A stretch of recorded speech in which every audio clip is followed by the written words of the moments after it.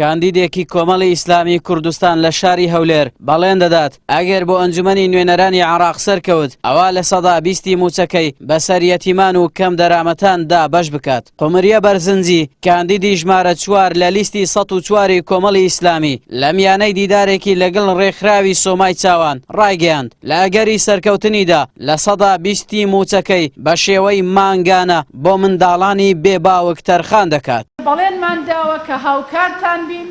بۆ دابینکردنی پێداویستیەکانی ئەو مناڵانە. پاشان بەڵێنمان داوە لە ڕێی کۆمەڵی پرۆژە یاساوە بتوانین بیمەی تەندروستی و بیمەی کۆمەڵایەتی ئینشاءڵڵا بۆ دایکان و بۆ مناڵان بەڕاستی کاری لەسەر بکەین. بەڵێنم داوە ئەوەی کە دەستم ئەکەوێت لە سەدا 20 تەرخان کەم بۆ هەتیوان و دیارە بۆ ئەوی تریش هەر درێغی ناکەم هەر لە خزمەتتانە دەبم و باوەڕیشم وایە بێجگا و لە سەدا 20 کە ئێمە دابینیەکەی پێویستە لە ڕووی پەروەردەیی و لە ڕووی دابینکردنی بەڕاستی شوێنێک بۆ ئەوەی مناڵەکان لە ڕووی جەستەییەوە تەندروست پەروەردە بکرێن. دەستگای سۆمای چاوان کە ڕێکخراوێکی خێرخوازیە و بێلایەنانە ئەو داهاتەی دەستی دەکەوێت بەسەر کەم دەرامەتان و منداڵانی بێباوکدا بەش دەکات. سەرپەرشتیارانی ئەو ڕێکخراوە دەشڵێن مانگانە زیاتر لە 550 خێزان لە ڕێکخراوی سۆمای چاوان هاوکاریان دەکرێت. هاوکارەکانی ئێمە هەموو مانجیەکە شێوازەکەشی کریتمانە سێ بەشێکمان هەیە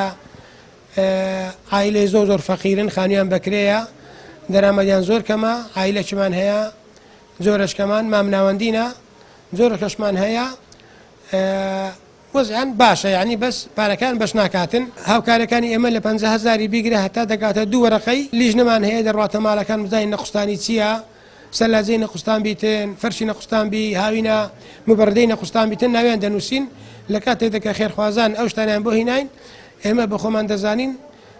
دەیدەین بەچێ. کەم دەرامەتان و ئەوانەی ئەندامن لەو ڕێکخراوە دوعای خێر بۆ خێرومەندان دەکەن و دەڵێن ئەوانەی ئەو ڕێکخراوە بڕێوە دەبن کەسانی دەستپاک و خاوەن ویزدانن دەشڵێن پاڵپشتی ئەو کەسانەش دەکەن کە چاویان لە هەژاران و یەتیمانە. ئەمە زۆر سوپاسی سۆمای چاوان دەکەین زۆر سوپاسی هەموو خۆرخوازەکان دەکەین زۆر سوپاسی ئەو کەسانە دەکەین کە بەدار و دەستەی ئەو هەتیمە و ئەو دەست و دائیرەی زۆرمان دیە.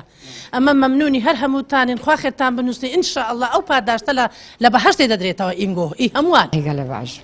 لۆ ماوەندە باشە لەمدە باشە هەموو دارهەیەتی من هەم بەخێو دەکا خدا خێری بنووسی خوا پەشدای بین تۆ زۆر سوپاسیان دەکەم چەند سارە من ینی هەر هەموومان یارمەتی منیاندا ئینشاڵڵا خوا پاداشتیان دەداتەوە خوا